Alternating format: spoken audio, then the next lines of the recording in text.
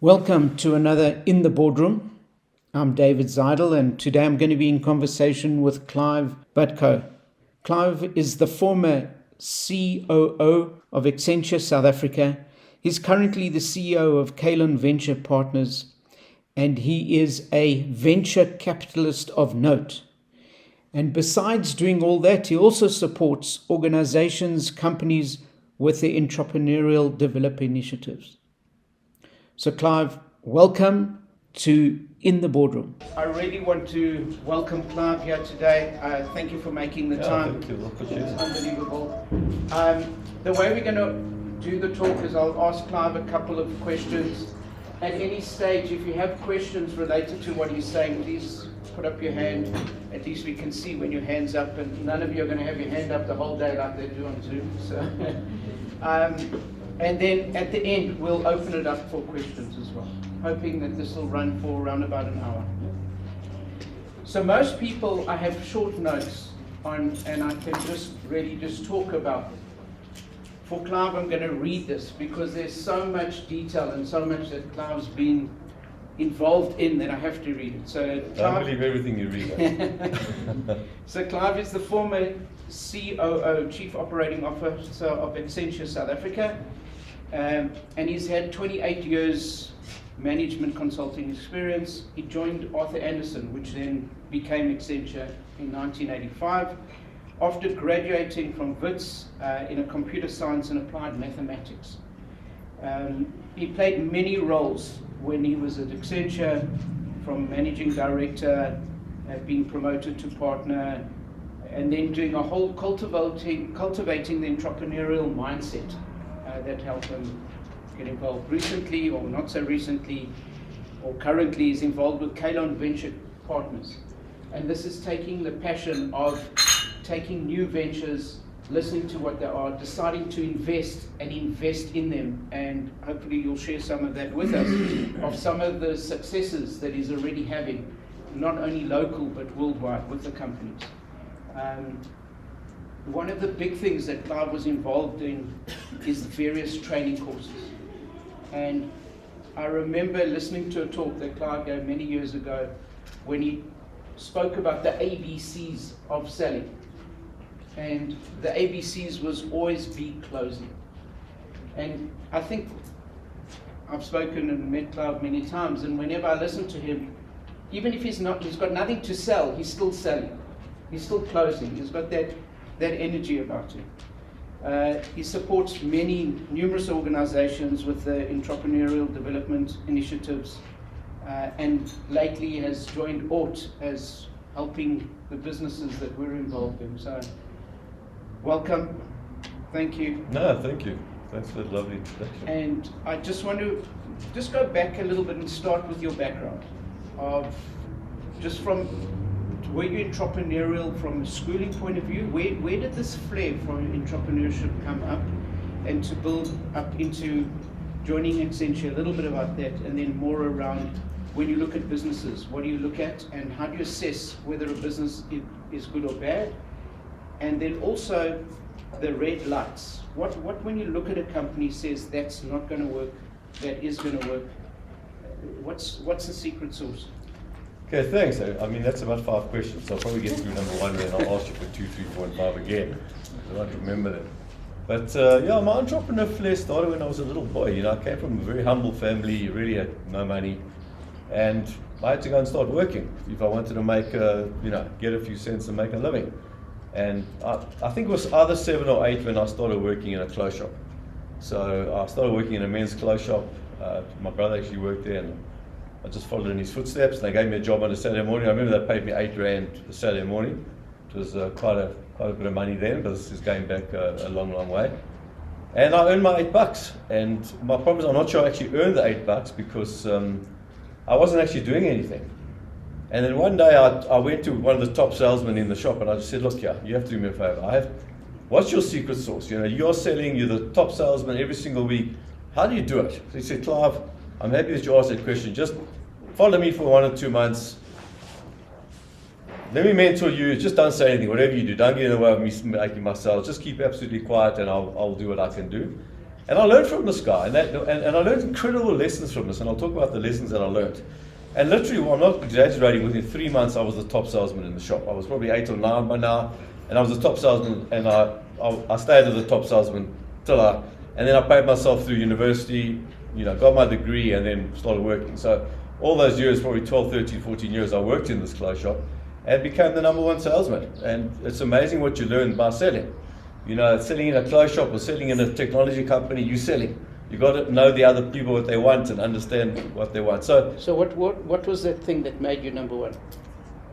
I think my ability to learn and listen and being coachable. I think I'm a learner. I still today learn. Every weekend I'll read a book, and read a book a week and stuff like that. So I was a learner, and I knew right then I had to learn. If I wanted to be successful, I had to learn. I don't know how I had the wisdom and the insights at such a young age to know that I have to learn. And I kept on learning from this guy, and I kept on asking, and I kept on finding people that were better than me in everything that I did. And because of that, I just kept on learning. They kept on teaching, I kept on learning. There's a good Chinese proverb that says, if the student appears, the teacher, if the student is ready, the teacher will appear. And that's exactly right. And that's how I've done everything in my career, from when I started Accenture and everything else. But at the same time, I was an entrepreneur. When I was a little kid, I had the lemonade stand. I used to make carts and go and sell them to the neighborhood. You knock on the door and they say, "Who's there? So you want to sell a cart?" And they just close the door in your face. And I got used to that. What you have to get used to in sales and in life, because sales is not just selling something. It's, if you want to hire someone, you're selling. If you want to communicate to the PR agencies, you're selling. If you're sitting in a forum like this, you're selling. You're always selling yourself. You have to always be selling. And you talk about always be closing, always be selling, always be closing. And when I was a little kid, I had a Scooby-Doo little shop, and I had a cart shop, and I used to go door to door, knock on the doors. And people take selling very personally. You get a no, and you sit there crying in the flipper. And I said, no, bugger this. I also was taught by one of my mentors, said, you have to get 9 no's to get 1 yes. So I got the 9 no's. I knew, okay, knock on the door, they're going to tell me to piss off. Okay, close the door, fine. I'll move to the next door. And the 10th door said, fine, I want to buy a couple of carts, or I want to buy a couple of Scooby-Doos. And I learned that ability of not taking things personally. They're not saying no to you, they say no to your product. And I think it's very different. People get very personal when people say no. In the business I'm in now with entrepreneurs, they can go to 90, 100, 150 venture capitalists and get the answer no. Now, if you haven't got thick enough skin, you're just not going to continue. You're just going to say, throw in the towel, had enough, I'm not prepared to do this, and I'm not going to do this. So I think my upbringing where I was young really helped me. And when I joined Accenture, what actually happened was I finished my degree. I had to go to the army for 2 years, but I finished my degree, and after my national service, which I didn't want to go to, but obviously I had no choice, being in the government at that stage. I actually raised capital to start a technology business, and then this Anderson Consulting came to me, and they promised me, going overseas for training and this and that, and I was seduced by them, and I just felt, okay, put a pin in my entrepreneurial dreams. I'm going to go to Arthur Anderson, maybe let me spend 5 years there learning, because it's a fantastic place to learn, and I can go overseas. The training facility was in Chicago. It's quite unbelievable, but I was 22 at this stage, and I've never been on an airplane in my life. So suddenly, never been on an airplane in your life, to going to Chicago, and I was going 6-8 times a year just for my Accenture career. And I did the same thing at Accenture. The first 6 months of Accenture, I recognized who the partners were that were really good. And I went to them and asked them, won't you mentor me? And won't you? And I had 3 mentors. I had a sales mentor, I had a leadership mentor, and I had a operational mentor. So the best at leadership, the best at sales, and the best at operations. And they all said, absolutely fine, of course I'll do that. And these guys helped me unbelievably. I mean, I was in my second year at Accenture, and I was selling 50, 60, 70, 80, 100 million rand jobs. Now, most people in the second year were coding COBOL. I was selling these big jobs. I was the youngest partner that ever made it in Accenture. And I really put that down to, honestly, yes, I was a learner and I was hungry and everything like that, but it was because I had that opportunity, or maybe I took the opportunity as a kid when I actually learned how to sell. Because selling is everything. You can have the best, in any business you guys have got, every one of you here probably is a business person. You can make the best product in the world, but if you can't sell it, you've got no business. You need someone that can build it and someone that can sell it. Yes, you can have the best engineer in a technology company, you can have the best products, you can have the best everything, but if you can't close it and you can't sell it, you don't have a business. It's simple. You don't have a business. So that's why I say selling is the most important skills that I look for in an entrepreneur. So let me go to your second part of your question. I don't know if there's any comments or questions on that. Now I'll go to the second part of the question. Okay, so let me go to the second part of the question. So then I left Accenture. I retired. I was too young to retire, and I sat there. I remember Tasha's one day, and I said, "Shit, what am I going to do? I've had enough of this Accenture. I don't want to do this anymore. I've done it for 28 years. They wanted me to go overseas, and take my family there, and go and run a part of the business there." And I said, "Yeah, absolutely not. I don't want a boss anymore. In all honesty, I've had so many bosses. So all that does is you get the next level of promotion. You just get one less boss. But you get people, you just get bosses. And I'm not a person who likes bosses. I want to do my own thing. I'm the best when I do my own thing." And that's why I sat for 15 minutes at Tasha and said, "I actually want to start a venture capital company. I want to start investing." Everything I've done in Accenture was building businesses. I built businesses in Silicon Valley. I actually exited a business in Silicon Valley. Most people don't know that. But when I was in the 90s, I exited a business at Accenture and did very well off that. And then after 28 years, I decided, I don't want a boss anymore. I actually want to go and be the boss, and I want to go do my own thing. And I was headhunted to go and join a company called GrowVest. It was a venture capital company. And then in 2016, I said, it's enough of that. I've learned the venture capital stuff. Let me start my own business. And we started another company, but it's now called Kalon Venture Partners. We've got Laurent and Sean down there. Laurent's the CEO, and Sean is one of our analysts who are part of the company. We've raised R250 million. We just now want to go and raise, $100 million. We just got a commitment, not a commitment of $5 to $7 million the other day, and now we're going out to raise the $50 to $100 million. And why we want to do that is because we believe we can change the world. South Africa and Africa needs capital. They need capital. One of the biggest problems that you've got is we've got mentors, you can see around this table, but we don't have capital. What we want to do is have capital that we can actually invest in these companies. So what does Kalon Venture Partners do? We've got 10 companies. Some of them are just doing, I'm not saying all of them, but some of them are doing incredibly well. Has anyone here used Ozo as an example to make a payment online? Yeah. So if you use Ozo, all Ozo does is, there's 48 million people in the country, 7 million have credit cards, 40 million have bank accounts. So Ozo doesn't need a credit card to make a payment. You're just going to take a lot, you want to buy something and take a lot, you go into Ozo, it does a direct transfer, direct debit from your bank account to the merchant. We've got thousands and thousands of merchants that do, I think 4 billion rand per month on average. So 4 billion rand of transactions go through the company. And I think we do something like 11 million transactions per month. Just get your mind around that. When we invested, it was a 15 million rand company. It's now getting on 10 times that should hit 150 million.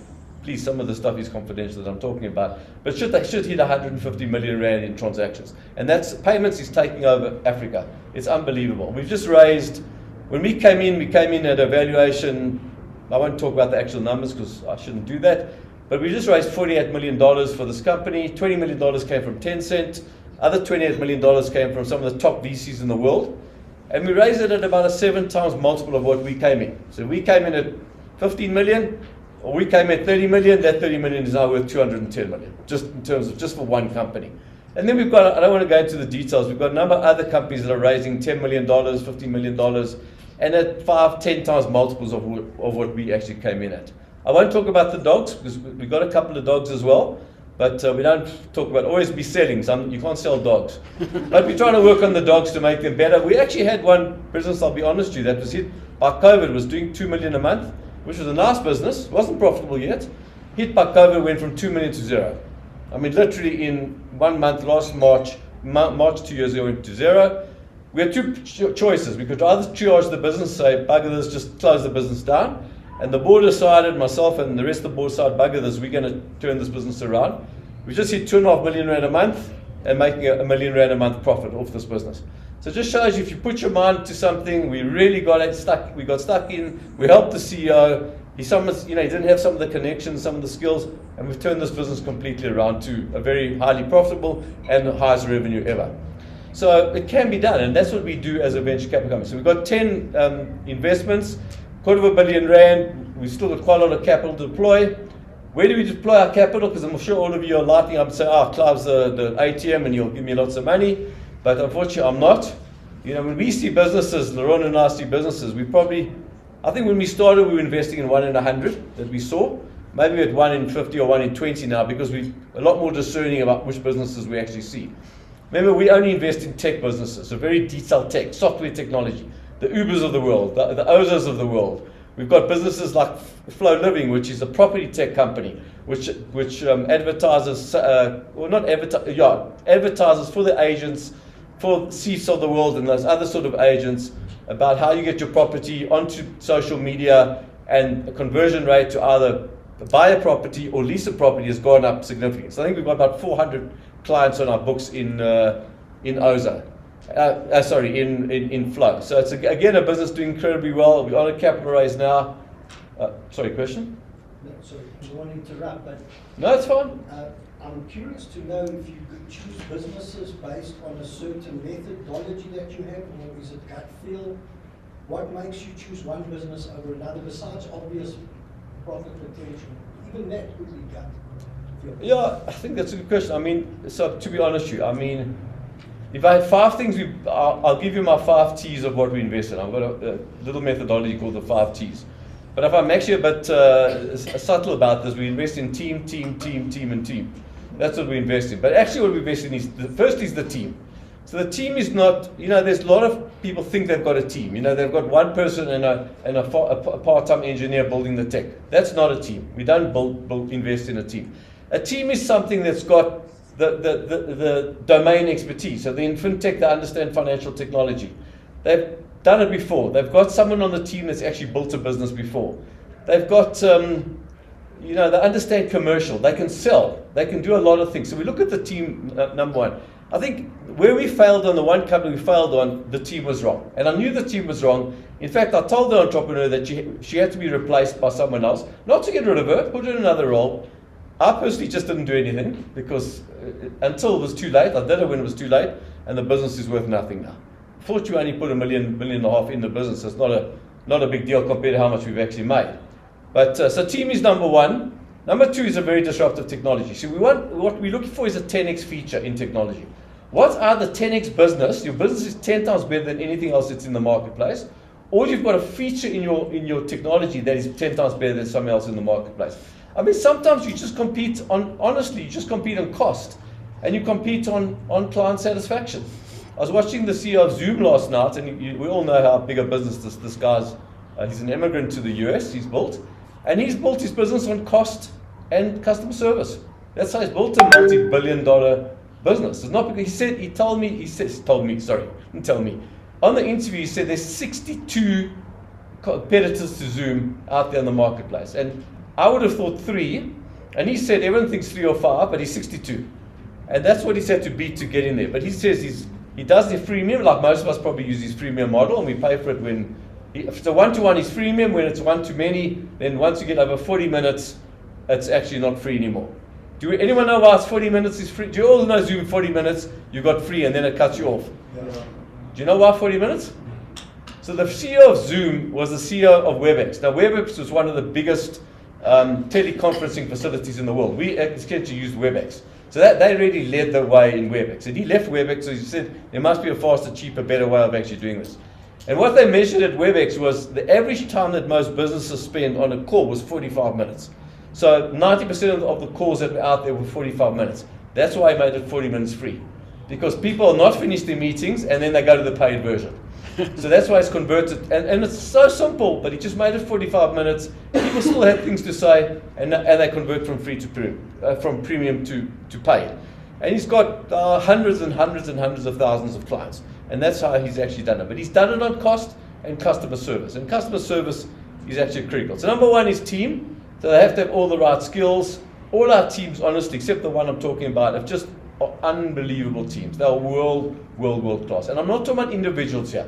There might be one CEO, but the team that they employ, the head of sales, head of marketing, head of product, head of engineering, head of every single part of the boat, head of finance, those things. When we invest in, they don't have to have a full team.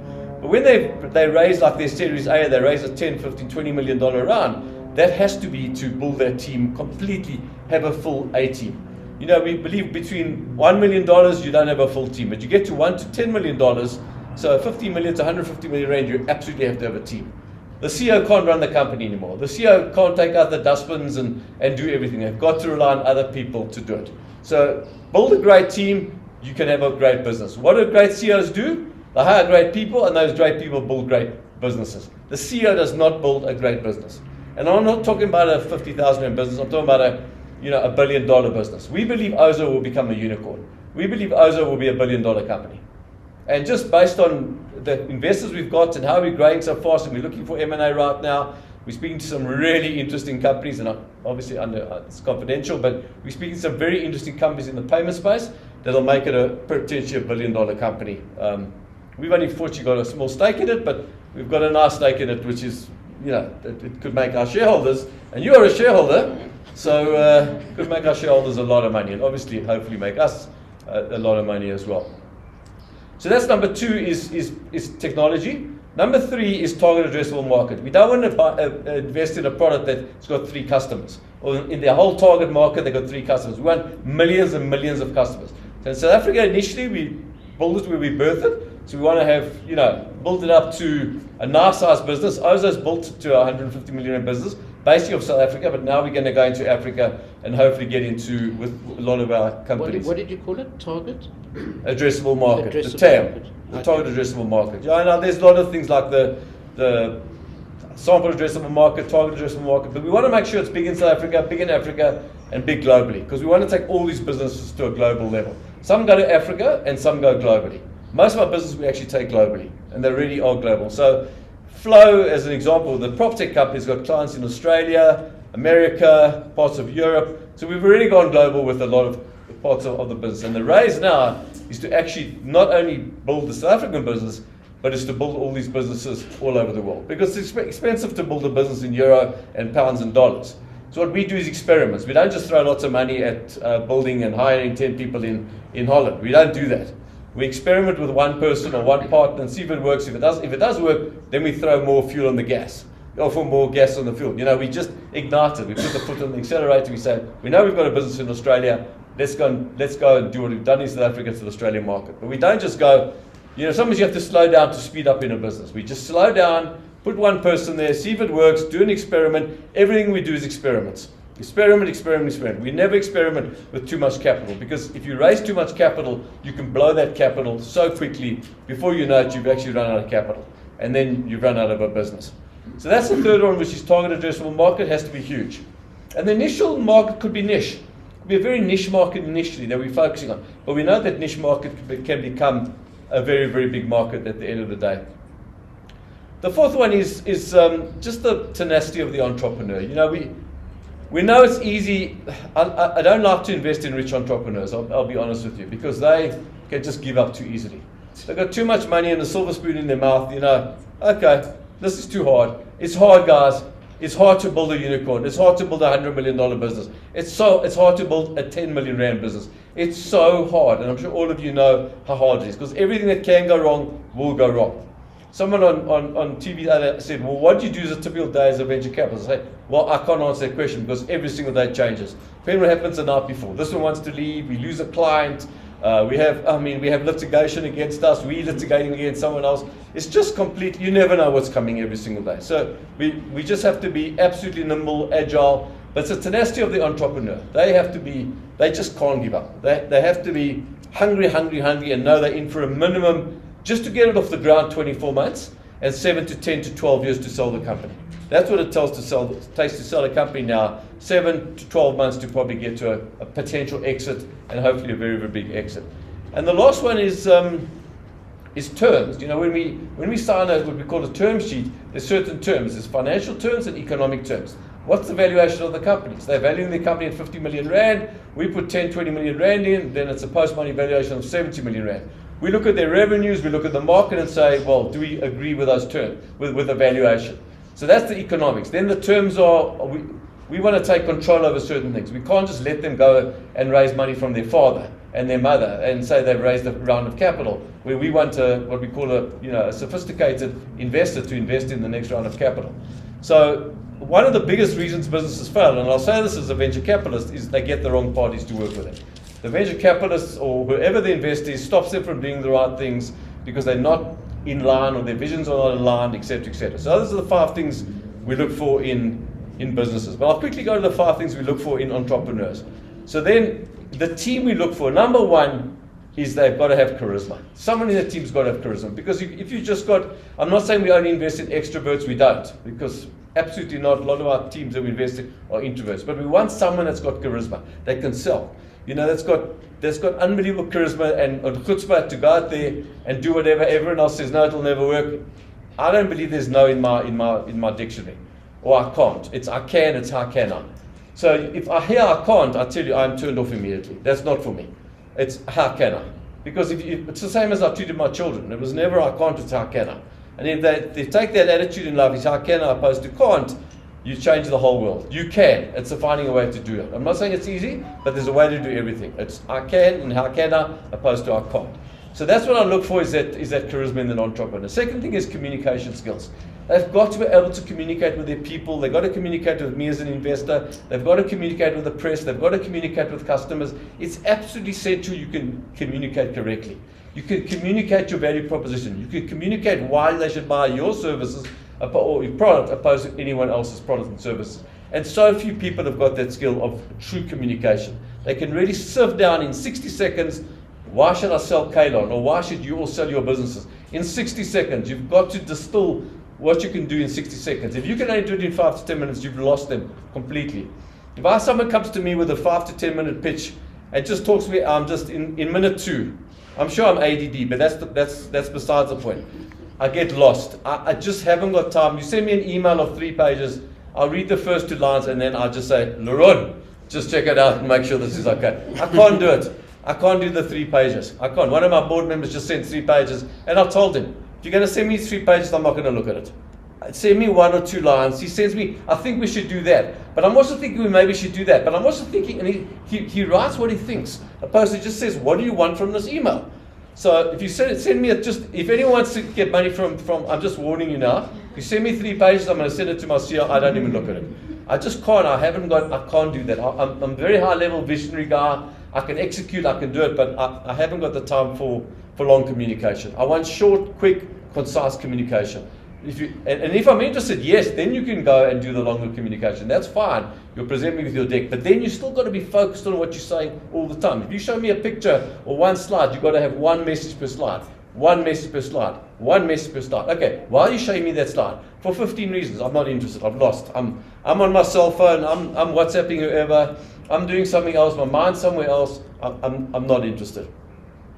So that's the target addressable. Sorry. So that's the first thing I look for is second thing I look for is communication. I mean, then it's I go on to. I mean, you've got to have unbelievable courage to be an entrepreneur today. You need to be able to say, yes, maybe you've hired your brother, your father, your uncle, your cousin, your whatever. But when your business starts scaling in at the wrong people, or that you don't even know these people, you've got to have the courage to say, this is not working. Because it's so easy just to leave it. It's so hard to fire someone. It's so hard to call them in and tell them the best thing for you is to actually leave. But they don't do that. So it's absolutely imperative that you have got the courage, and the next one is commitment. You need to have the commitment that you will see this thing through for.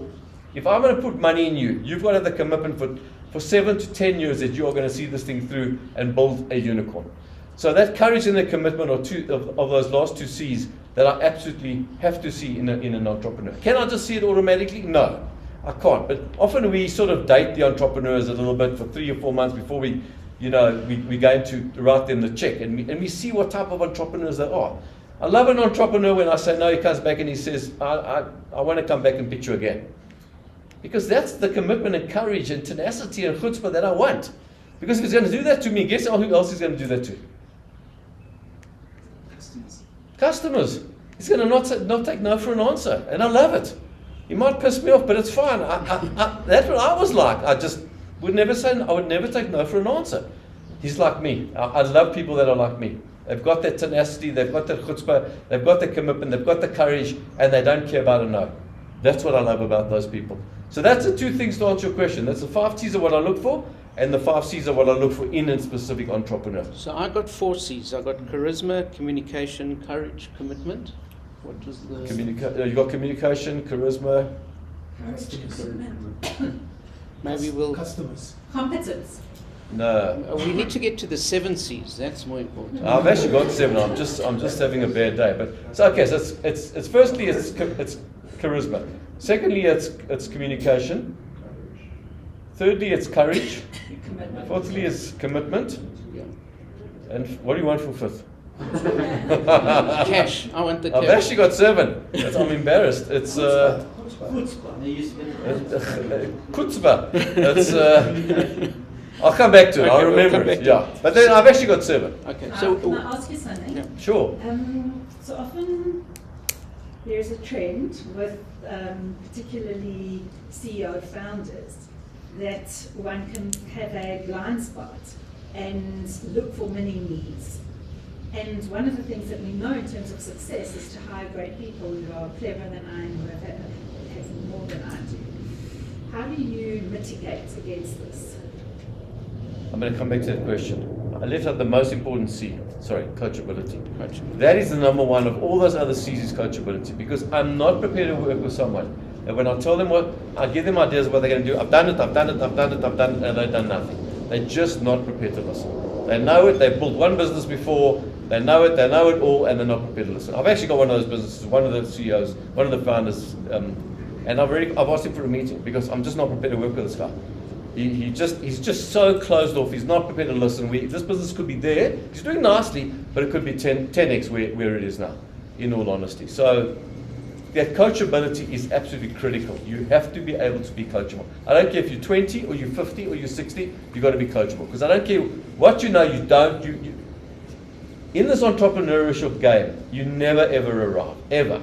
It's a destination. It's not a destination, it's a journey. You never, ever, ever arrive in this game. So if you think you've built one company and now I've got it. Why do you even ask me? Do you think I haven't been here before? It's not my first rodeo. I tell you, I will, really, that's where I will just disinvest from the company. Because I've done this thing, I've built probably 100 companies, been involved in 100 companies. I know nothing. And I know that. If you look at the continuum of my knowledge, it's probably there where I want to be there with all my reading. Theirs is not even on the dial yet, in all honesty. And I've done it once, I can do it, I know everything. There is nothing worse to hear, I know everything. I know it. I just say, good luck. Thank you very much. And I've made this investment in this one individual, but he's got a co-founder who's completely different, and that's why we're comfortable with this.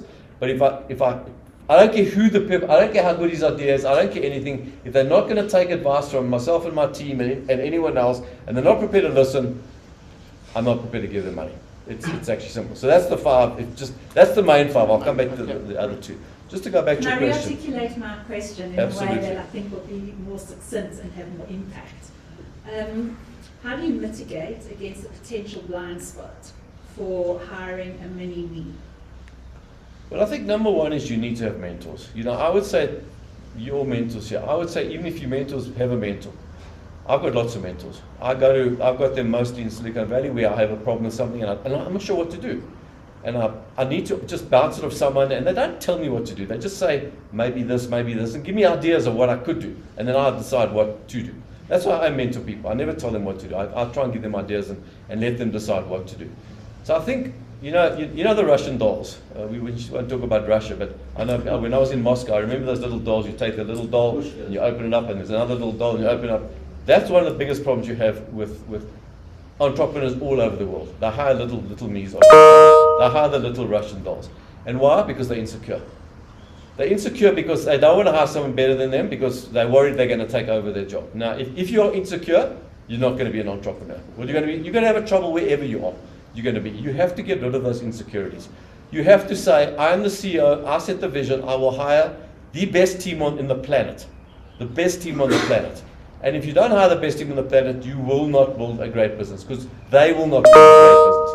You need the best marketing person, that's 7 or 8 people that report into you for a big business. Marketing, sales, product development, finance, engineering, whatever, a few other people that report into you. They've got to be the best in the world. They've got to be much better than you. So when I say better than you there's 2 types of skills that you look at people, when I look at people. There's the generalist, which is the horizontal skills. So they know a little about, and then vertically they go down very, very, very narrow. A little bit about marketing, a little about sales, product development, engineering, finance, PR, they know a little bit about everything. That's a superb person to have a very early stage of your company, because they can do everything. Okay, take out the dustbin as well, but that's very important. So they're more horizontal type people. This is at a very early stage when you're second, third, fourth person. You're not building that A team. You're building the A team, but you're not building the deep marketing person. That's what I call the vertical. So it's a T. You got the horizontal skills and you got the vertical skills. Now the vertical skills is when you get to say 10 or million rand, you need to have the best marketing. That's a vertical skill. They're not generalists anymore. Now they're the best in marketing, the best in product development, the best in finance, the best in sales, the best in sales ops, the best business development reps, the best, whatever roles you're hiring, and I can carry on and on and on. You need the best to build the A team. But right at the beginning, you don't want the best at marketing. You'd rather have someone that knows enough about marketing to get you off the ground, but they also know product development, they also know finance. Does it make sense, this T-type? So this T-type person is critical. So when you get to about the 5, 6, 7, 8, 9 people, you want to start hiring that vertical person, that specialist. They are just going to do marketing. How do you decide who's the best? Experience. You know, I think I help most of my companies. I've hired thousands and thousands of people and made hundreds and hundreds of mistakes. I'll be honest with you. When I was at Accenture, when I just made partner, I was probably getting 9 out of 10 wrong because I fired them. When I left, I was probably getting 9 out of 10 right. So I was still firing 1. But it's experience, you know. You just have to know what questions to ask. Also, they choreograph it. They choreograph it. So just from an interview, they choreograph it. So, and that's easy to play you in an interview. But I always say 3-3-3, you know. You've got to have, for every role, you've got to have at least three profiles. 3 people have got to interview them, and in 3 different environments. So invite them for dinner with their wife or their husband, whichever this, or boyfriend, girlfriend, it doesn't really matter. But get to know them in that environment, because that's critical. You've got to test, you say, if I was on this person on the plane next to me in Durban, could I handle this person on the plane next to me in Durban?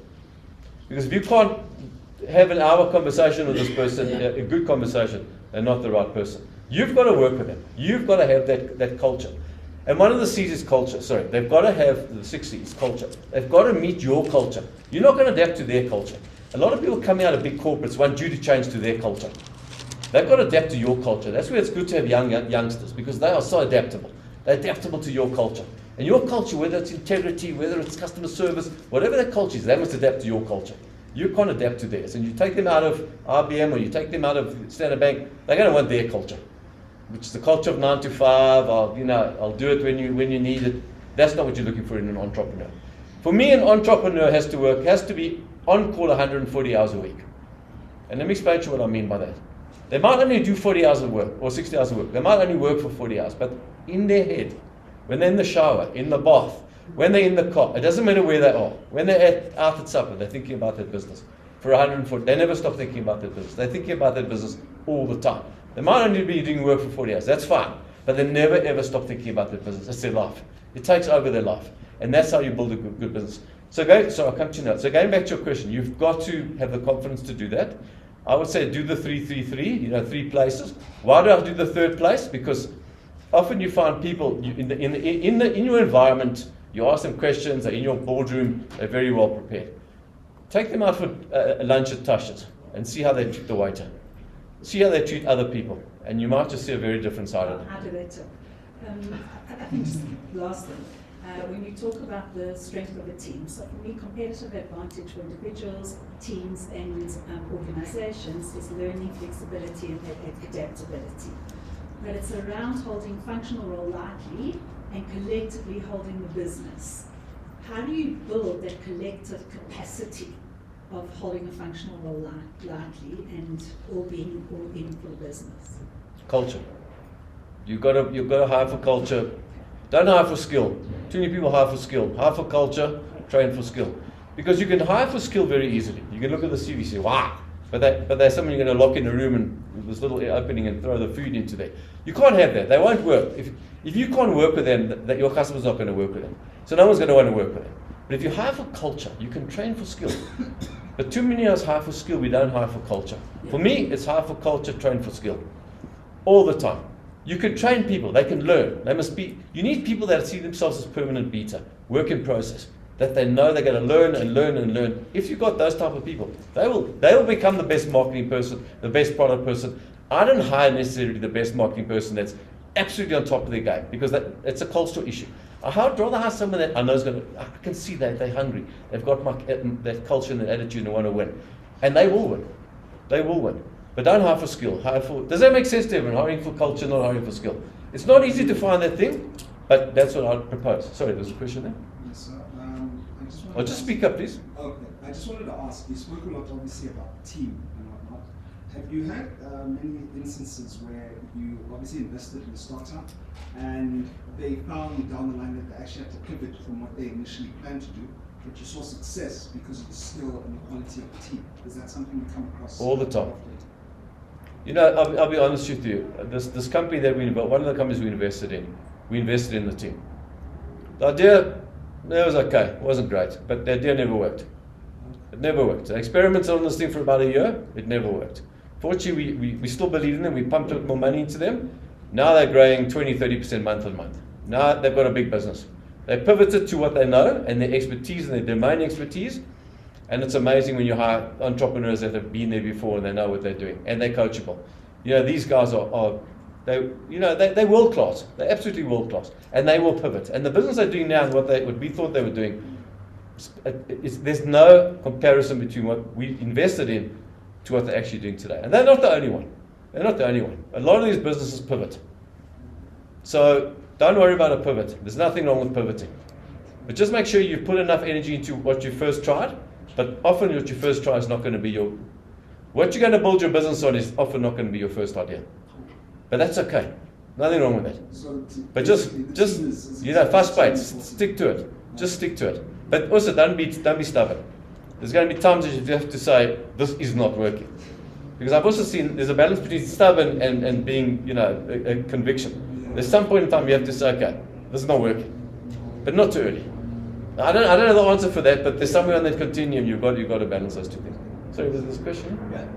Clive, so here, what I wanted to check back on time, what I found is that sometimes it's a bit difficult, I guess, to... Just speak up as well, please, man. Sorry, I'll stop deaf. My voice. Sometimes it's a bit difficult, I guess, understanding when you're looking at an idea, to say, do I buy into this idea because in a global context it looks like something that is useful that could be exponential, or do I buy into it because when I look at the local context it seems like something useful?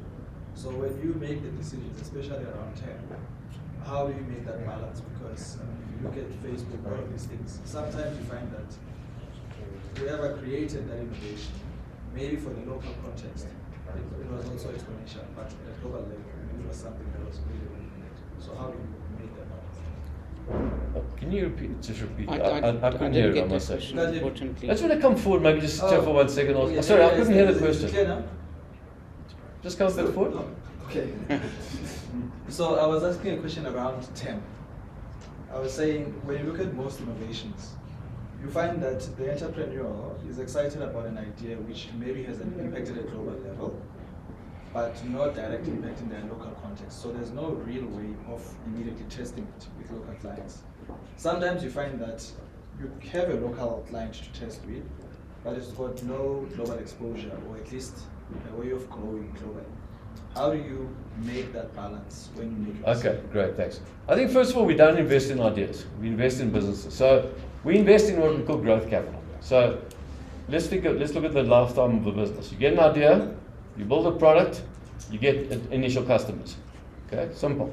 Sounds simple. We invest at this point now, after you get those initial customers. So you're doing $500,000, $1 million a month.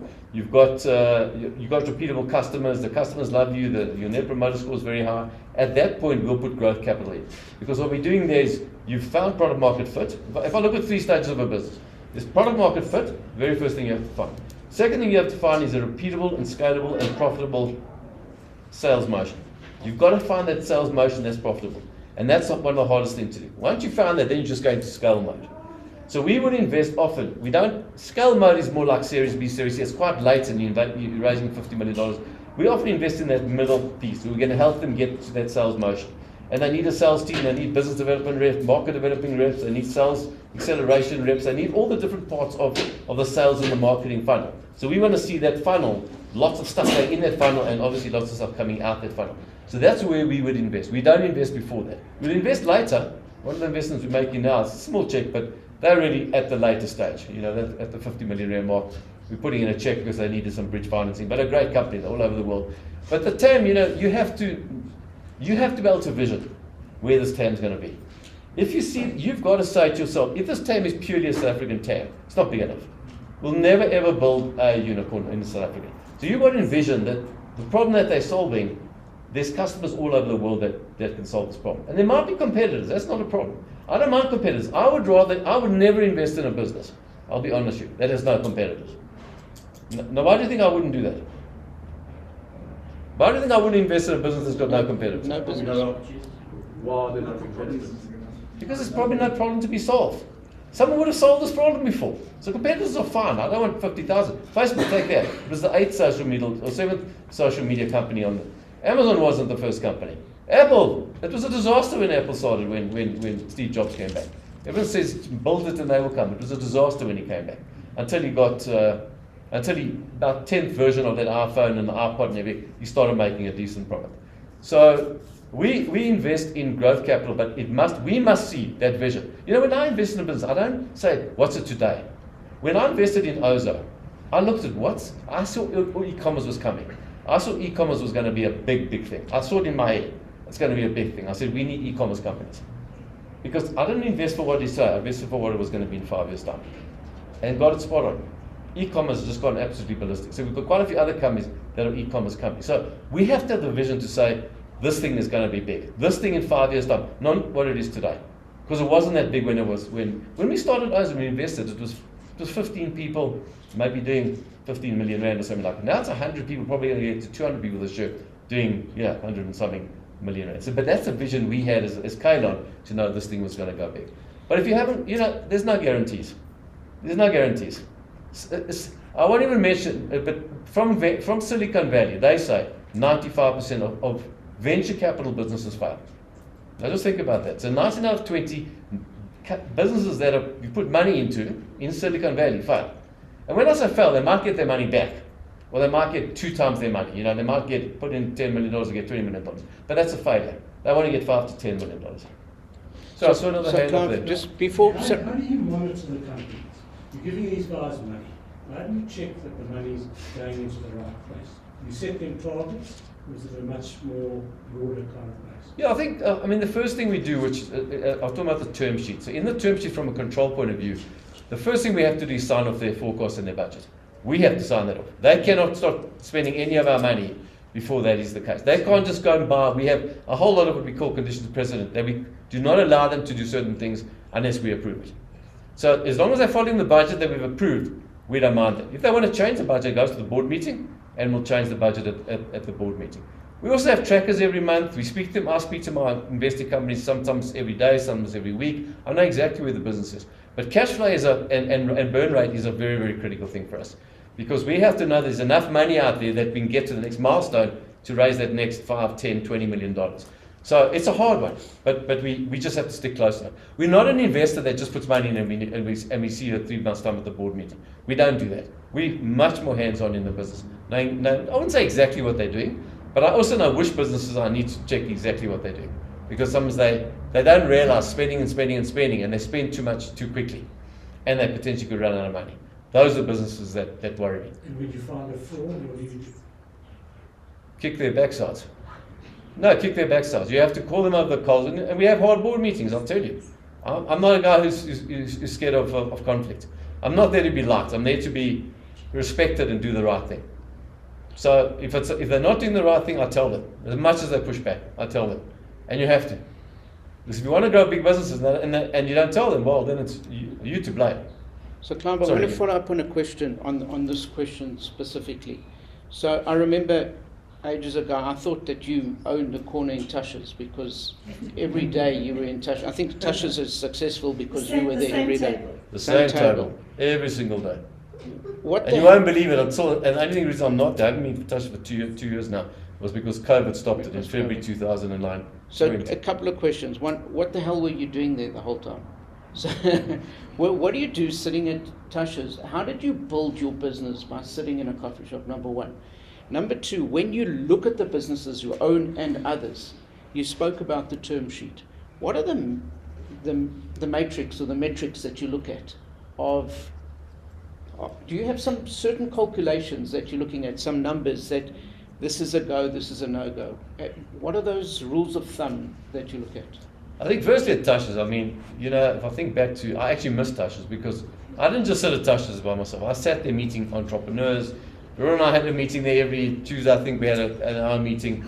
It was face to face in a nice environment. Better than I could sit, I could watch, I could see how they treated them. I could see so many different things sitting at Tasha's. I did it for a reason. Okay, the food's pretty good as well, so that's not nothing wrong with it.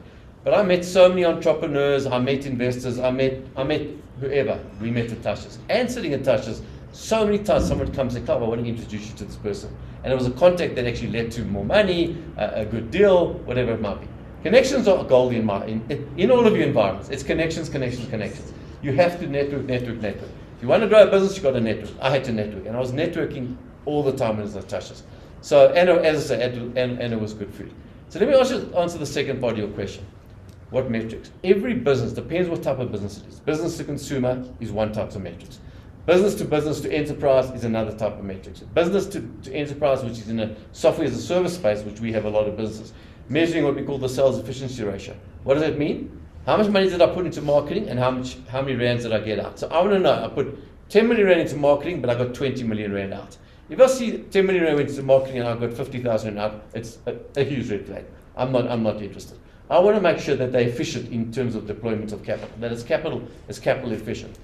I look at so many, their runway, their growth rates. I want to see their growth rates. I want to see, probably churn rates are probably the most important thing to me, because if a business is churning, just think about this. Let me just run this past you.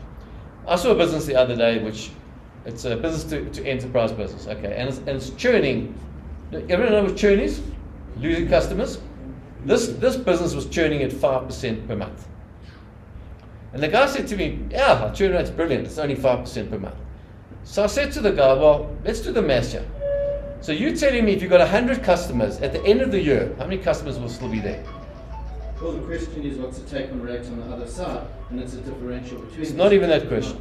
Not even that question. It's how many customers that you got now have you got? I'm talking about this customer, this cohort.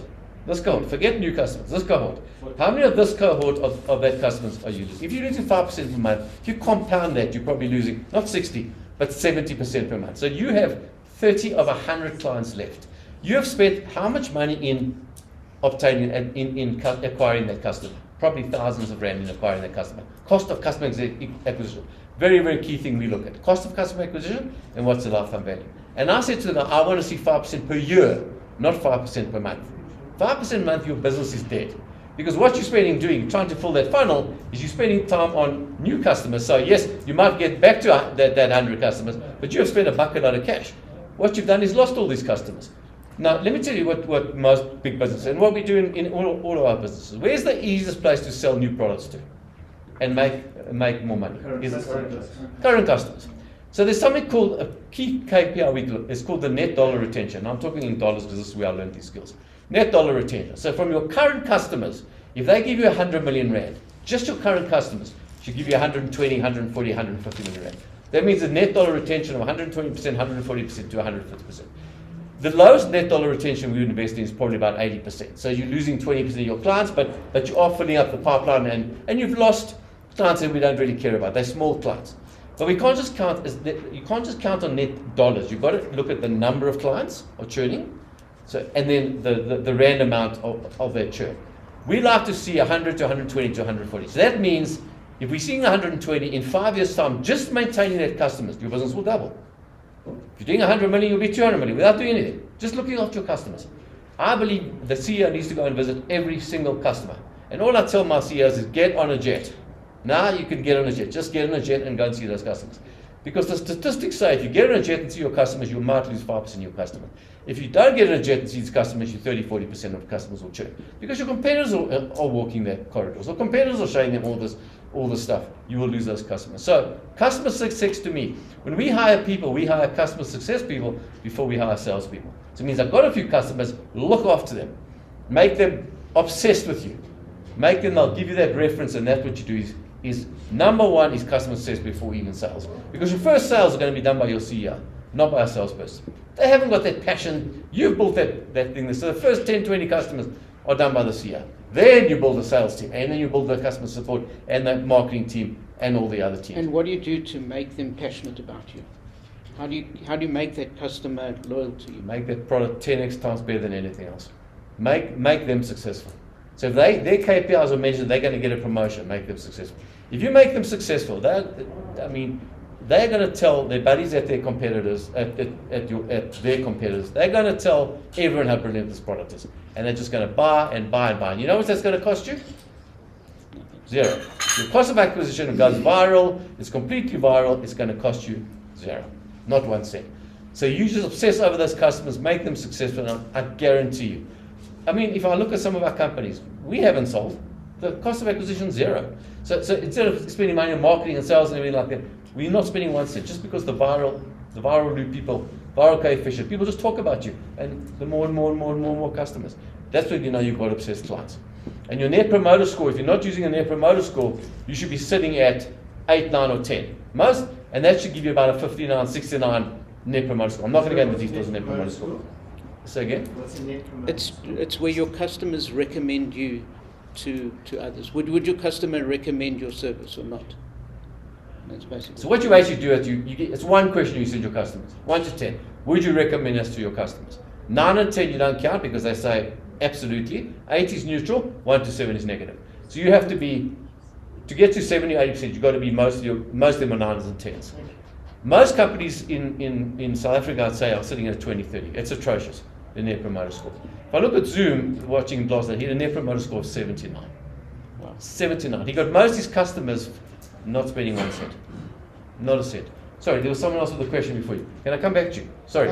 This gentleman, I think it is. You're talking about you coming at the growth, when the business already running, putting for growth, etc. What happens, probably like most of us, pre-growth? We either had a business that had to change with COVID, you've got a good idea, or you have a new idea that shows potential.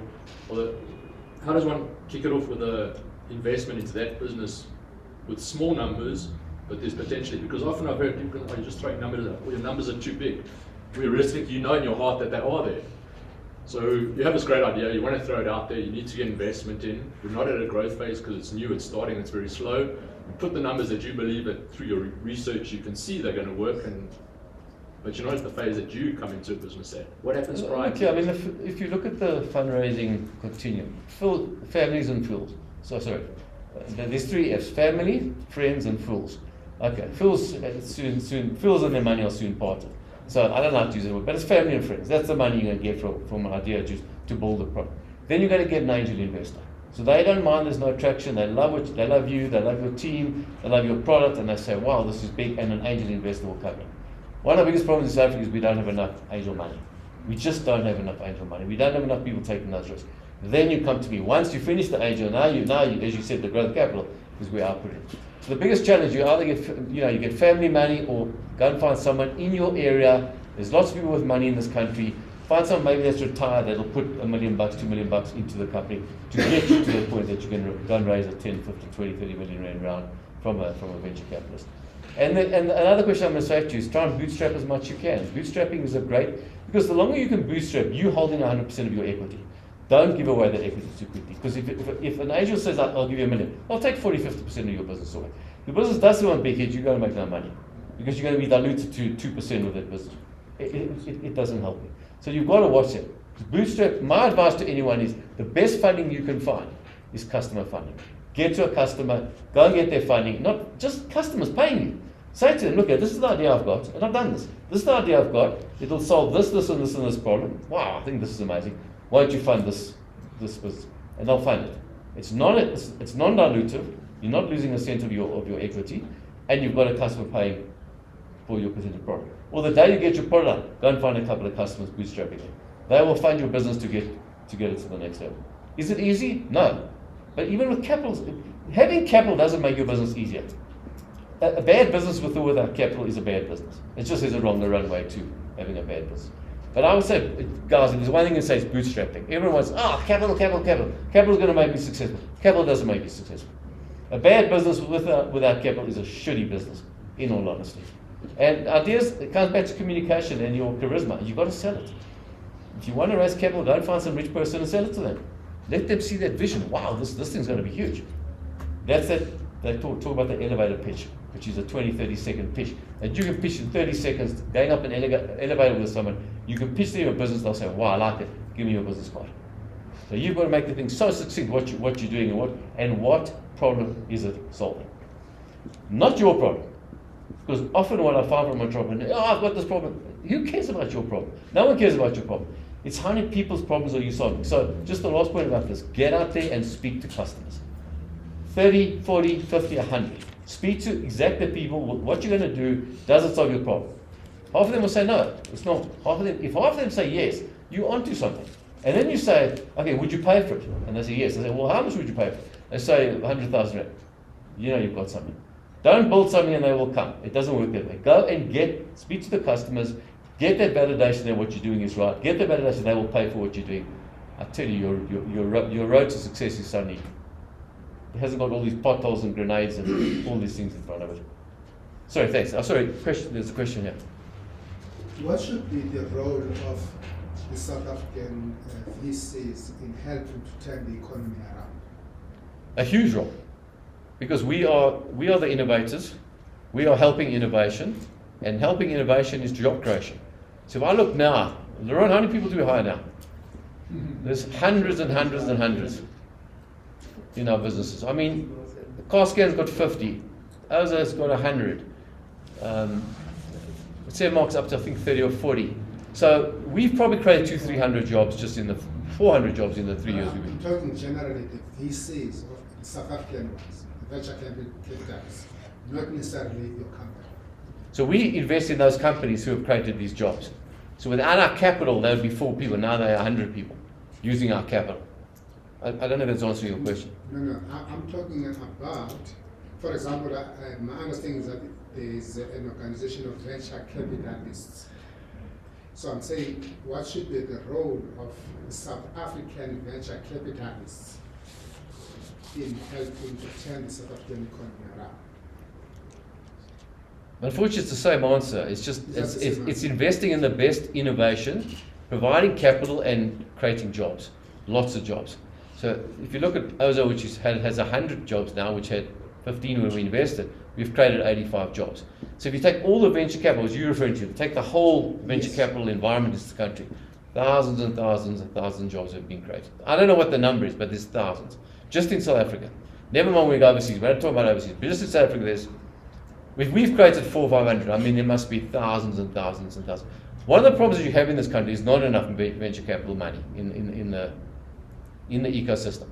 So we've got $250 million, which is raising another, 75 million, maybe 150 million, maybe $100 million. But if you add all of that together, if you look at Africa as a continent, Nigeria is getting 80% of the capital that comes into the continent, 70, 60%, whatever it is. Kenya's getting, and Egypt's getting 30, 40%. We're only fourth on that list.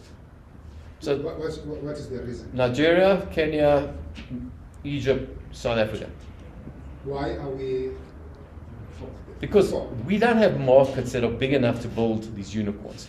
So the businesses in South Africa that haven't yet gone global want to raise big money from outside. There's just not that money in South Africa. But in Nigeria, where you've got a population of 200 million people and you've already got 10 million people, customers, there's $200 million. There's a new unicorn, which is $1 billion company that's being minted in Africa every month. And most of those are coming from Nigeria. They've got 200 million people. Egypt as well. It's got a very, very, a much bigger population, a much bigger GDP, let me rather say, that they can do that. South Africa's on the map, make no mistake, we're there. But there's not enough. When you want a South African company that, like Ozo now, wants to raise $48 million. There was no VC, no venture capital company in this country, bar Naspers, that could actually put that sort of money. It doesn't exist in this country. So we have a real lack of venture capital funding. And that's what we're trying to change by raising this $100 million fund, that we can really start investing in at a much later stage and make these into the next discovery or the next whatever it is. Sorry, there's a question. Just a quick question. Thank you for allowing me to speak here. Do you think South African tech companies should be looking more at the SADC region as a market, as opposed to just focusing on growing and developing within the South African market? But that's a great question. Let me be honest with you. I think one of the things, the most important things for me, if you said, what's the most important criteria once you invest in the business, is focus. Focus, focus, focus. Focus on the product, focus on obsessing over your clients, focus on making the best customer experience. Just focus on that. Don't try and solve every problem that's out there. Don't try and solve for 30 problems. Solve for one problem. Solve for one client who has that problem. Solve for one market, one geography. South Africa. Solve for South Africa. Look at Uber. They solved for San Francisco. Never mind a country, just a city. They solved for that. Then they went to more cities, 3 or 4 cities. Then they started going bigger and bigger. Then they went to countries, they went to 10 countries, etc. Okay, they still don't make money, which is besides the point. But the point I'm making there is you have to, you just got to solve for those problems that are out there and focus on South Africa. I always say build your business where you birth it. So if you birth it in South Africa, build it in South Africa. We've got connections, we've got a big enough economy. This is a nice place to build a business. It's great. It has all the problems. We can build a nice 200, 300 million rand business. Will we build a 3 billion rand business? No. It's not a big enough market. Then we should go into SADC. But only once. But what we must remember about SADC, everyone thinks Africa is one country. All Americans, no, let's go to Africa. No. Africa is not one country. Nigeria and Ghana and Kenya and Uganda, they're completely different countries. Their regulatory environment is different. Everything is different. So you go to Botswana, you have to understand the regulatory environment. For a payments company, there's a different regulatory environment. So we've done market research now on all the countries we're going into Africa now on OZA. And we've made sure to get through the regulatory hurdles, get whatever we needed. Now we can actually hit those markets. But you can't just do that. You can't just go there. Most countries have regulatory issues. And you need to spend money and get around those regulatory issues. But we know that now. You know, the first time we did this, or I did this many years ago, I thought, oh, this is great, let me just go to Kenya. And all I knew, before I knew, I closed the business down because we didn't do the experiments to see there was actually, we were solving a problem in the Kenyan market. They didn't do it that way. If you look at Safaricom, you know Safaricom? It's the biggest mobile payments in Africa. It's part of, I'm talking about M-Pesa. M-Pesa is the biggest mobile wallet in South Africa. In Africa, it's got tens of millions. They brought it to South Africa 5 years ago. It was a disaster. Why? Because people had bank accounts here. Why did it work in Kenya and all those markets? They never had a bank account. They had no way of paying. They had to put the cash under their mattress. Now they could put the cash in a wallet, and the wallet paid for something. They changed the whole way of payments in the country. Came to South Africa, everyone had money. Everyone had a bank account here. There's 41 million bank accounts. No one needed a mobile wallet. It's come back now with Momo money and everything like that. Now it's all taking off and everyone is mad about a mobile wallet and you just do this and you take money out the ATM, etc., etc. That's why I invested in a cybersecurity company, because I also knew with the market getting so big in e-commerce, cybersecurity is going to go like this. We're raising $10, $50 million in our cybersecurity company now. It's just done like this. It's gone one way up. 6, 7 countries. Cybersecurity is huge. It's one of the biggest things. If you look at Russia, what's Russia going to do now? They're going to use cybersecurity, I think, on America. Because you might not fight the war with guns, but you fight the war with technology and digital. That's the war I think that's going. Sorry, there was a question. Thank you very much. It's been fantastic, Clive. I wanted to find out from you that business that was doing 2 million pre-COVID and then went down to 0 and now you've got it up to 2.5 again. What top 3 things did you guys do to get it going again? Number 1 was capital. It had no capital. We would have had to close the business down, had no capital. So we did some debt funding and we had capital. Then we said, stop this focus. We focused on 3 or 4 clients. So we said, we are going to close. They were whales. They were really big clients in the FMCG space. We're going to close Tiger. We're going to close P&G. We're going to close. And we focused on those clients. I got involved. The other board members got involved. The one board member has actually got that type of company. And we focused and focused and focused. We now got big clients, 4 or 5 big clients. It was just focus. Before that, we were worried about the client was paying us 10,000 Rand a month, and 5,000 Rand a month, and 2,000 Rand a month. It was a waste of time. So we focused only on a client that could pay us 100,000 or a million Rand a year. And we focused on that. And now we're a 30 million Rand company. Focus. We knew what we wanted. We had strategy sessions about what we wanted to do. And the hardest thing about a business is actually saying no to something. You've got to say no to the good things so you can say yes to the great things. Now you think about that. Say no to the good things so you can say yes to the great things. So some of the best entrepreneurs in the world have said no to a great client comes in, they say no, don't want that client. I want that client. And they spend their money closing that client. So say no to the bad so you can say yes, or say no to the good so you can say yes to the great. But I think every business we've scaled, it's yes, it's focus, and starting to say no. Because as an entrepreneur, how many of you have said no to a client? How many of you, yes, how many of you has said no, has said yes to a client that shouldn't have? How many of you honestly have said yes to a client that you shouldn't have? That's better. Again and again. Because the problem is, that's what's seductive. You need that money, you need the 10 grand, but what it's actually going to cost you, you don't even think about that because, oh, it's a client. Then you close this client. Wrong answer. Focus on getting the clients that you think will turn your business around. And just that one word. My biggest word for any entrepreneur. Focus, solve a big problem. And how do you solve the problem?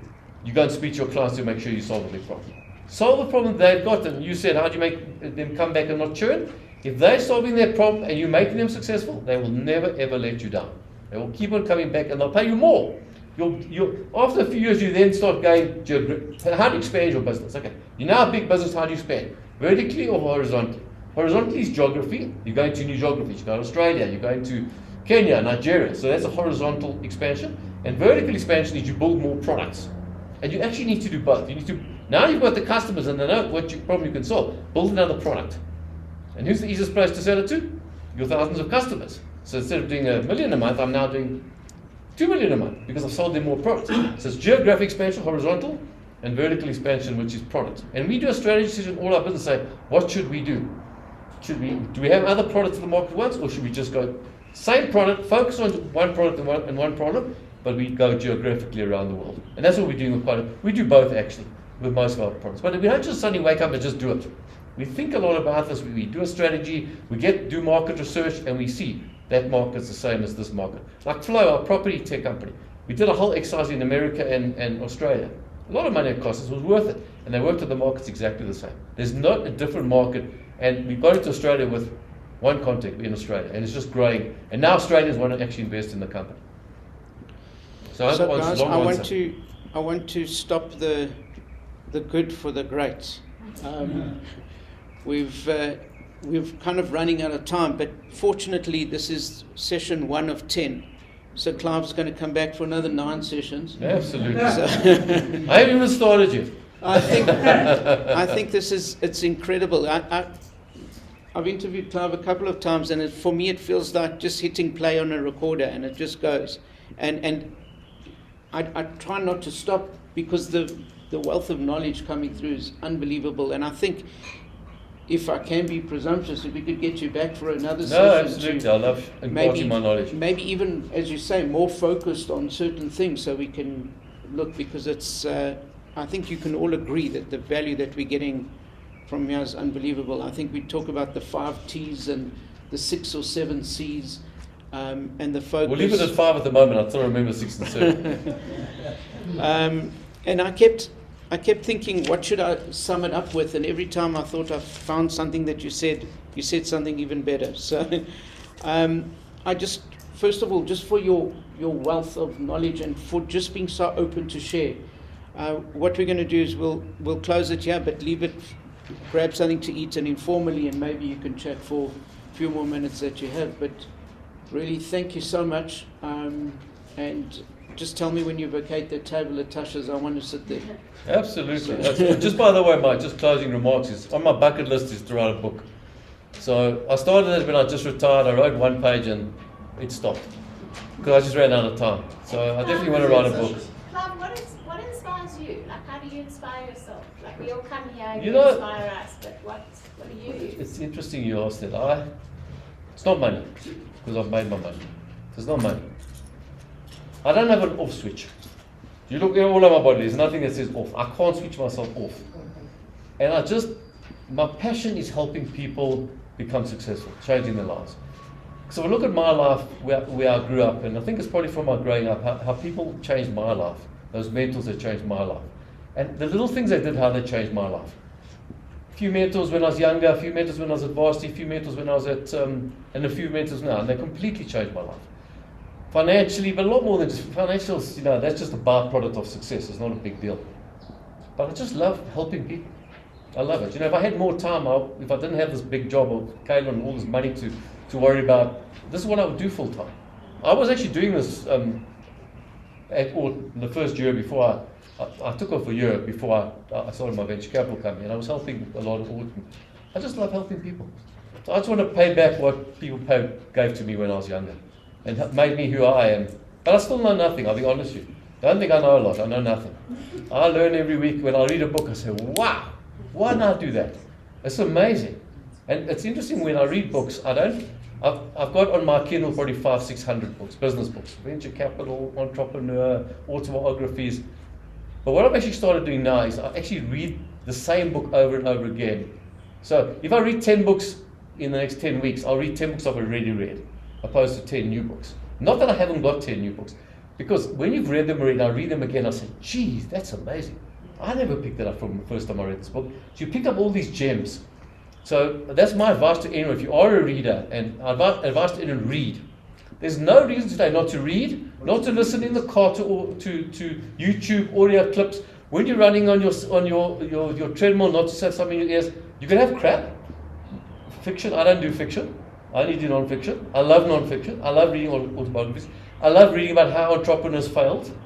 I read every week about, there's a podcast that I'm on that's how entrepreneurs failed. Because I learn more from how they failed and what they should have done than the ones that succeeded. If I look at my own life, I've learned more from failure than I did from success. Because I question them. What did I do wrong? What can I do next time? When you succeed, there's nothing to learn because you just got it right. You were lucky. I was lucky. But failure is a great teacher. Failure is a phenomenal teacher.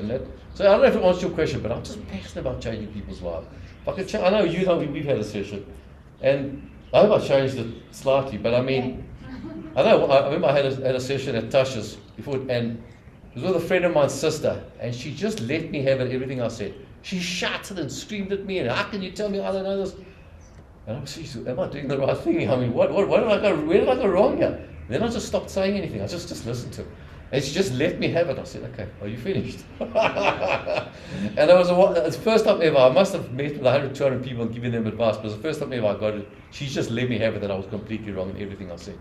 But it happens, you know. You gotta expect that. So last thing, just sorry, there's one question. One question. What's on your reading list? Yeah. So that was going to be my question. Is what I'm going to dovetail on what you said. What book would you recommend, and what podcast would you recommend? Podcasts, I tell you, I listen to, there's a guy called Jason Lemkin. He's built a lot of companies. Have you ever used that signing Echo sign where you sign digitally? Or, I can't remember the other name. He built that business, and he runs a podcast. Got about hundreds of podcasts, and I listen to him all the time. I listen to podcasts from the top venture capitalists around the world. I listen to podcasts from the top entrepreneurs around the world. The book I've just read again now is How to Be Better Than Your Venture Capitalist. It's a book written by a guy called Jay. He's a partner at Sequoia Capital, which is probably the most successful venture capitalist in the world. Probably one of the best entrepreneurial books I've read, which talks a lot about leadership and how you handle a really tough situation and you get yourself. It's called The Hard Things About Hard Things. It's written by a guy called Ben Horowitz. Now, Ben Horowitz is a partner at Andreessen Horowitz, which is again one of the top 3 venture capital companies in the world. What I can do is, one of the old guys will just send me a note. I'll write down the top 10 that I read about 10 books at a time. You know, I sort of just, wow, that was amazing. Let me go back to this book and I'll just read. But I do literally have hundreds and hundreds of books that I've read, hundreds. But I'm going back now and reading the ones I've read already. And what I do is when I read them on my iPad, I mark them. So I mark all the gems. And when I reread them, I don't read the whole book. It takes too long. 400 or 500 pages. I just read the things that I've marked. And that's the stuff that really, wow, that sticks out. Why didn't I have that? And I mean, just the one thing that I will close with, and I think it's quite, I learned this from one of my mentors quite young in my life, that said, if you want to grow, I have to remember what it said.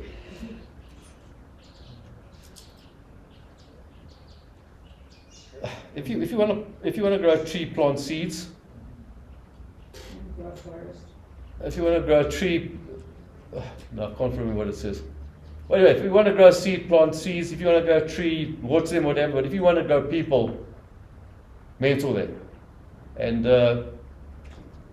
I mean, that's to me is for all of you as mentors, which is a big thank you to all of you who do partake of your knowledge and give back to all the people that need it. I mean, we know there's just a lot more people need help then probably they realize it, but also there's a lot more people that need help than are actually available. I actually got a call yesterday with, had a call, she runs Homecoming Revolution. What's her name? Martine. Martine. No, not Martine. Martine left it. It's a new person took it over. And they've just started a platform for Africa where you can register as a mentor and all the entrepreneurs register and you just do a matching thing. And I don't want you guys to stop doing aught because of this thing. But you set the price, like I could set 5,000 Rand an hour, whatever price you pay. They could say I want a session on sales. They'll pay me and they would, the platform would take 35% of the thing. Jones, or whatever her name is. But it's a great platform that if you do want to help and you have got that knowledge, because there's so many people in Africa that need this knowledge, and it's including South Africa. And you can make, I would do it for free, I'll be honest with you. I wouldn't take money because I really would never charge an entrepreneur for my knowledge. But if I've got time, I would help. But these are the type of platforms we need, and if something like Jet could maybe get going, or maybe we should look at this platform, because that would be a great way of doing it via digital. It automatically sets up a video for you, and you can actually do it that way. And you can help people from all over Africa. EY doing it as well. Who's doing it? EY. Oh, EY doing They're it. doing it internationally, so you just, you choose. Do you pay for it? No. You should actually get that. What's the site called? You should actually get that site. It's part of their platform. I'm doing it through them. Oh, and you can access any mentor from around the All world. over the world. Wow. You should send that to us, because I'll tell you, I would love to personally get involved in that platform. But that's the things people are doing. People want to help. Because let me tell you now, the big corporates are going to fire people. They're just going to fire. They've got shareholders, they've got results, they've got share prices. They're always looking after that. And as it gets tougher and tougher, they're going to fire people. And you've seen it all over the place. They're not hiring, they're firing. Who's hiring the people? It's the entrepreneurs or someone else. It's the entrepreneurs that are hiring the people. That's what's going to change. Tim Santa said it, if you want to create 5 million jobs, you've got to create 1 million entrepreneurs. Simple. That's what you guys, we've got to do that. We've got to create these entrepreneurs. And particularly in a country like South Africa, what's our job? Is 47% people have not got jobs in this country. And the reality, whether it's good or bad, is BEE doesn't make it easier for a lot of us. Look, and the longer they stay unemployed, the harder it makes it. They just become, and that's 37% is actually. No, what I'm saying is the 37% are actually registered people that haven't got jobs. It's not people that have actually fallen out of the system. They don't even count. No one counts them anymore. So the number of unemployed people is just, it breaks my heart in all this. Clive, you said you don't have an off switch, so I unfortunately am going to activate this off switch. I just want to thank you, Clive, for the valuable, very valuable information that you've shared with us. Hopefully, as I said, we'll have another session with you. I'm David Zidel, and thank you for joining me in the Boardroom.